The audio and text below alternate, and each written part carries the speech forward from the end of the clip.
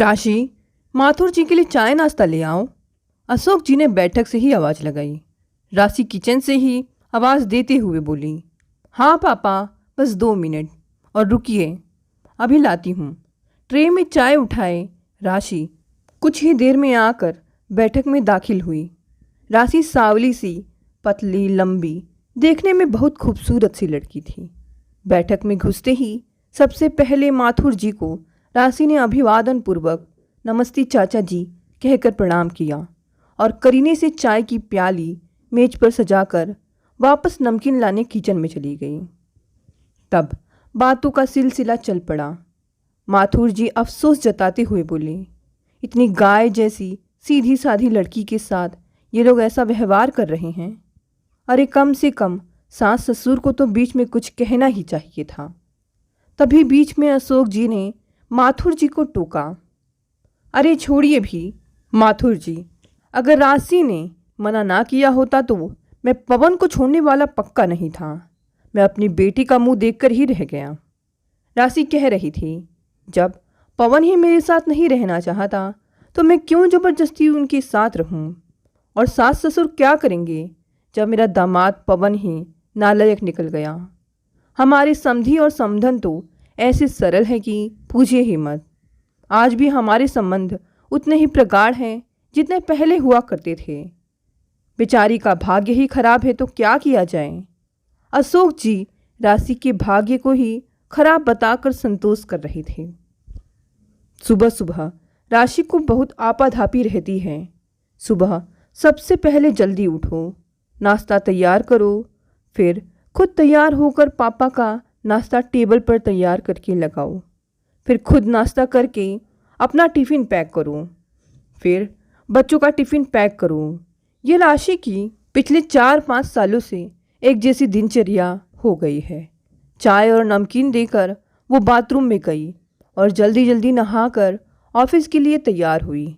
फिर जल्दीबाजी में जैसे तैसे नाश्ता किया और अपने पिता अशोक जी से मुखातिब हुई, पापा, टेबल पर नाश्ता गर्म करके ढक कर रख दिया है, आप नाश्ता कर लीजिएगा, नहीं तो ठंडा हो जाएगा। पापा चलती हूँ, ऑफिस के लिए लेट हो रही हैं। राशि अपने कमरे का दरवाज़ा बंद करते हुए बोली, ठीक है बेटा। अशोक जी बोले, तुमने अपना टिफ़िन और छाता ले लिया ना? बाहर बहुत धूप है, छाता लेकर ही बाहर निकलना। अशोक जी न्यूज़पेपर साइड में रखते हुए बोले, अरे पापा, छाता भूल गई थी, आपने अच्छा किया मुझे याद दिलाया।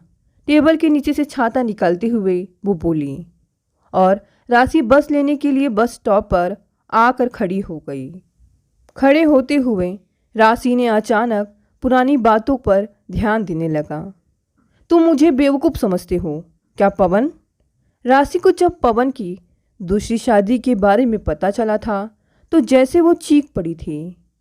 ऐसा मैंने कब कहा? पवन संयंत्र स्वर में बोला, ऐसा नहीं है तो फिर कैसा है? एक मयान में 2 तलवारें नहीं रह सकती, ये तो तुम्हें पता ही है। ठीक वैसे ही मेरे रहते तुम मेनका के साथ नहीं रह सकते। राशि समझौता करने के लिए तैयार नहीं थी। तुम और मेनका दोनों मेरे साथ रहेंगे। मैं तुम्हें अपने घर से भगा थोड़े ही रहा हूँ। पवन सफाई देते हुए बोला, मैं आज की लड़की हूँ और स्वाभिमानी भी हूँ। मैं अपनी सौत के साथ जिंदगी नहीं बिता सकती। तुम मेरे और मेनका के बीच में से किसी एक को चुनना होगा। राशि अपने आदर्शों से तिल मात्र भी समझौता नहीं करना चाहती थी। पवन भी सपाट स्वर में बोला, तुम्हें जो अच्छा लगता है करो, लेकिन मेनका मेरे साथ ही रहेगी। तो मैं किस हैसियत से तुम्हारे घर पर रहूं? एक बीबी की हैसियत से या एक रखैल की हैसियत से? राशि बोली, तुम ऐसा क्यों कह रही हो? सारे समाज के सामने हमारी शादी हुई है, फिर तुम मेरी रखेल कैसे हो गई? तुम्हें पहले की तरह ही मान सम्मान इस घर में मिलेगा।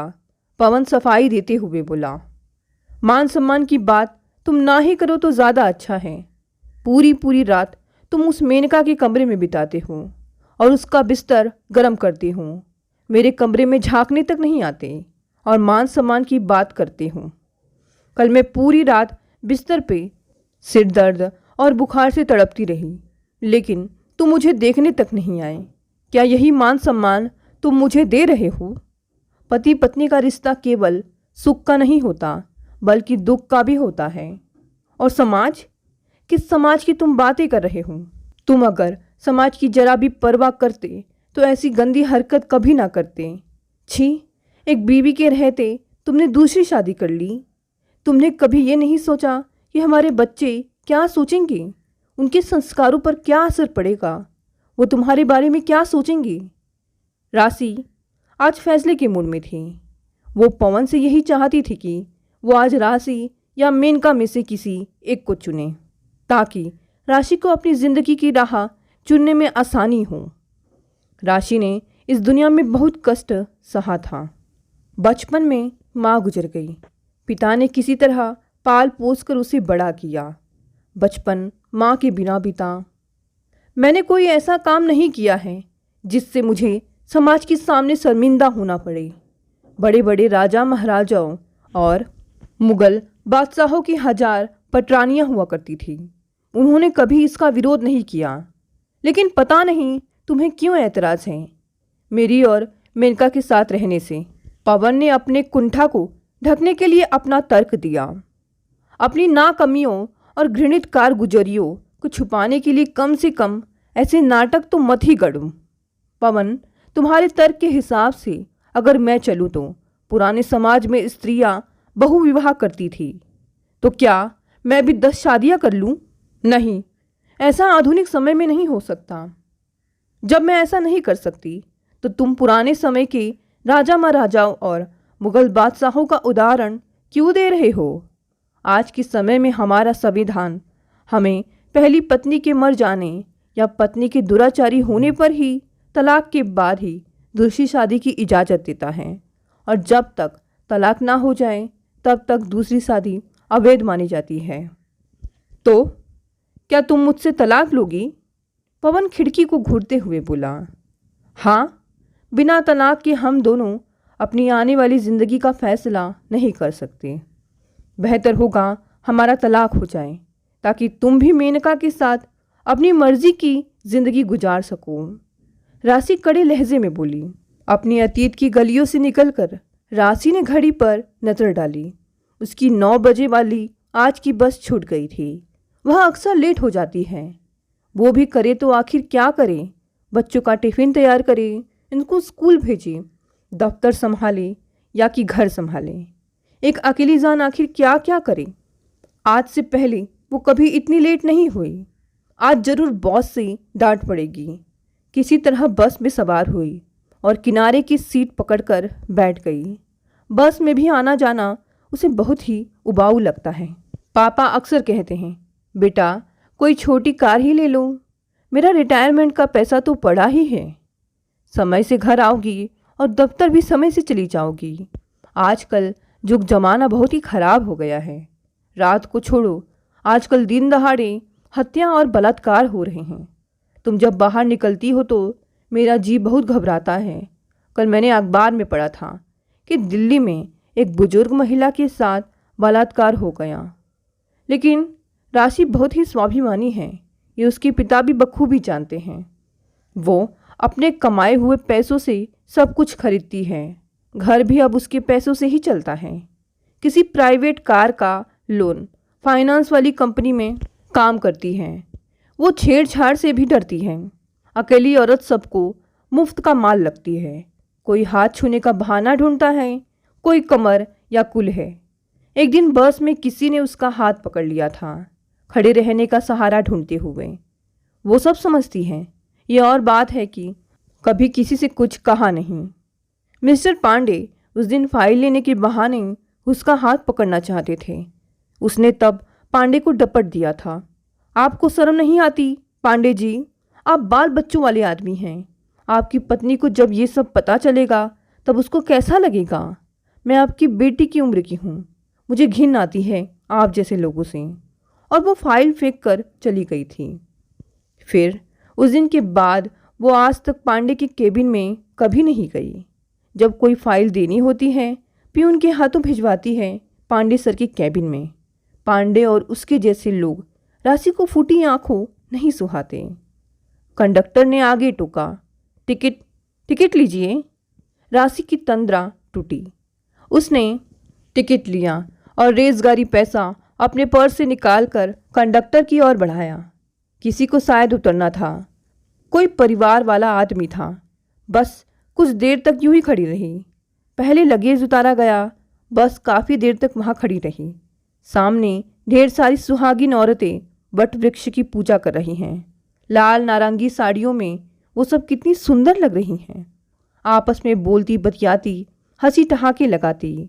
मांग में केसरिया सिंदूर नाक से लेकर मांग तक भरा हुआ है। कितनी हंसी खुशी से जीवन भरा हुआ है इनका। इस पृथ्वी पर सुख और दुख एक ही साथ पलते हैं। अलग अलग लोग एक ही समय में उसको जीते हैं। राशि का गला रूंध गया है। एक टीस उसके अंदर पैदा होने लगी है। उसके अंदर एक घाव है जो रह रहकर टीसता है। ऐसे मौके उसको बेचैनी से भर देते हैं। उसके जीवन में अब तक दुख ही दुख भरे थे, लेकिन उसके जीवन में इधर 2 महीने से एक सुख का पौधा अंकुरने लगा है। हेमंत से उसकी मुलाकात इसी बस में हुई थी। दफ्तर से लौटते वक्त वो उसके बगल में ही किसी बीमा कंपनी में काम करता है। अभी नया नया ही आया है इस शहर में। एकदम नए उम्र का लड़का है हेमंत। ऑफिस से लौटते वक्त उससे 4 बजे इसी बस में रोज रोज मुलाकातें होने लगी थीं। मुलाकातों का ये सिलसिला जब लंबा चला तो एक दिन मोबाइल पर बातचीत भी होने लगी। हाय। मोबाइल पर पहला मैसेज हेमंत ने ही किया था। हेलो, अब तक सोए नहीं? राशि ने लिखा। नहीं, नींद नहीं आ रही है, कुछ सोच रहा हूँ। क्या सोच रहे हो? राशि बोली। नहीं, जाने दो, तुम बुरा मान जाओगी। हेमंत बोला। अच्छा ठीक है, नहीं मानूंगी, अब बोलो भी। राशि ने मनुहार किया। बहुत दिनों से मैं तुमसे एक बात करना चाहता हूँ। हेमंत बोला। बोलो, क्या बोलना चाहती हूँ? राशि बोली। कैसे कहूँ, मुझसे कहा नहीं जा रहा है। हेमंत बोला। अब कह भी दो। कोई बात कह देने से मन का बोझ हल्का हो जाता है। राशि बोली। हेमंत ने किसी तरह हिम्मत की और अपना मैसेज पूरा किया। आई लव यू राशि। लेकिन ऐसा लिखते ही उसका दिल बल्लियों उछलने लगा। उधर से राशि का कोई जवाब नहीं मिला। हेमंत परेशान हो गया। वो राशि के मैसेज का बहुत देर तक इंतज़ार करता रहा कि उसका कोई जवाब मिले। इस चक्कर में उसे सारी रात नींद नहीं आई। वो रह रहकर सारी रात मोबाइल चेक करता रहा। एक दिन बस से लौटते वक्त हेमंत राशि से बोला, मुझे सांवला रंग बहुत पसंद है। क्यों? उसने हेमंत से ऐसे ही पूछ लिया था। क्योंकि मुझे बादल बहुत पसंद हैं, जो कि काले होते हैं। घटाएं भी बहुत पसंद हैं, क्योंकि वो स्याह होती हैं। और राशि, तुम भी मुझे बहुत अच्छी लगती हो। हेमंत द्विअर्थी भाषा में बोल रहा था, जिसे राशि ने ताड़ लिया था। और क्या पसंद है तुम्हें? राशि बस का फर्श आंखों से छीलते हुए बोली, तुम्हारी आंखों का स्याहपन और कत्थई रंग। हेमंत राशि का हाथ अपने हाथ में लेते हुए बोला था। राशि अपना हाथ धीरे से हेमंत के हाथ से छुड़ाते हुए बोली थी, इन कत्थई रंग के खूबसूरत आंखों और रंगों की रुमानियत में मत बहो हेमंत। रंग आदमी को हमेशा धोखा दे जाते हैं और आदमी भी समय के साथ रंग बदलने लगता है। राशि थोड़ा रुक कर बोली, और बादल और घटाएं धरती के दुख को ही देखकर रोते हैं। धरती की छिपी हुई आंखें आसमान है। धरती का दुख जब आसमान से नहीं देखा जाता तो वो बादल और घटाओं की आड़ लेकर रोता है। और सचमुच राशि की आंखें भीगने लगी थी। वो अपनी आंखें पोंछते हुए बोली, तुम्हें मालूम है मैं तलाकशुदा हूँ और मेरे 2 बच्चे भी हैं। हाँ जानता हूँ। अच्छा, फिर भी तुम मुझसे शादी करोगे? राशि उसी अंदाज में बोली। हाँ, फिर भी मैं तुमसे शादी करूँगा। तुम मुझे बहुत अच्छी लगती हो और मैं तुमसे बहुत प्यार करता हूँ। आई लव यू राशि। और तुम्हारे घर वालों को कोई ऐतराज़ नहीं है? राशि बोली। मैं बचपन से अनाथ हूँ। एक बूढ़ी चाची हैं, उन्होंने ही मुझे पाल पोस कर बड़ा किया है। उनको मैंने बताया था, उनको कोई ऐतराज़ नहीं है। हेमंत बोला। आई लव यू जैसा सस्ता और हल्का शब्द प्रेम के लिए मत यूज़ करो हेमंत, प्लीज़। और तब राशि ने टालने की गरज से कहा था, मैं सोच कर बताऊंगी, अपने पापा से पूछकर। मुझे इसका बेसब्री से इंतज़ार रहेगा। हेमंत बस से उतरते हुए बोला था। अभी और 30 मिनट लगेंगे ऑफिस पहुंचने में। उसने एक बार फिर घड़ी पर नज़र डाली। अभी तो 10:30 ही बजे हैं। अभी आधा घंटा और लगेगा ऑफिस पहुंचने में। और अचानक उसकी नज़र बस की साइड मिरर पर पड़ गई। सांवला सा चेहरा, चेहरे पर उदासी पुती हुई थी। सांवलापन एकाएक उसके पूरे बदन में एक जहर की तरह फैला हुआ था और उसका पूरा बदन गुस्से से सुलगने लगा। फेयर एंड लवली, क्रीम किसके लिए चाहिए तुम्हें? गोरा होने के लिए? जब भगवान ने तुम्हें सांवला बना दिया है तो तुम मेनका की तरह गोरी कभी नहीं हो सकती। तुम समझने की कोशिश क्यों नहीं करती? पवन राशि की एक छोटी सी डिमांड पर गुस्से से बिफरते हुए बोला था। क्या यही कारण है कि तुम मेनका से शादी करना चाहते हो? मेरा रंग खराब है इसलिए? राशि बोली। कारण चाहे जो भी रहा हो, लेकिन मैं मेनका से ही शादी करूँगा और हर हाल में करूँगा। अब हर चीज़ का कारण बताना मैं तुम्हें ज़रूरी नहीं समझता। पवन पलंग से उठकर खिड़की के पास चला गया और नीचे बालकनी में देखने लगा। और उस दिन के बाद वो वापस कभी पवन के पास नहीं गई। अपने दोनों बच्चों के साथ वो अपने पिता के घर पर ही रह रही थी। और इसी बीच उसने अपने पिता से हेमंत के बारे में बताया था कि वो उससे शादी करना चाहता है। अशोक जी अपनी बेटी की समझदारी के कायल थे। एक गलती उनसे अपनी ज़िंदगी में पवन जैसे दामाद को पाकर हुई थी। वो अपनी गलती का पश्चाताप भी करना चाहते थे। उस दिन ऑफिस गई और वापस आ गई। इस तरह साल बीत गया। पतझड़ के बाद से फिर वसंत आया। पेड़ पर नए पत्ते आए, बाग गुलजार हो गया और राशि ने हेमंत को अपने घर बुलाया और अपने पिताजी से मिलवाया। अशोक जी हेमंत की प्रगतिशील सोच से बहुत प्रभावित हुए। अगले दिन हेमंत को खाने पर बुलाया। माथुर जी भी राशि और हेमंत की जोड़ी को देखकर बहुत खुश हुए और दोनों को खूब आशीर्वाद दिया। आज राशि आईने के सामने खड़ी होकर खुद को निहारने लगी। गुलाबी सूट में वो किसी परी से कम नहीं लग रही थी। आंखों में काजल, दोनों हाथों में लाल लाल चूड़ियाँ, शाखा पूला, पाँव में आलता, नई सैंडल।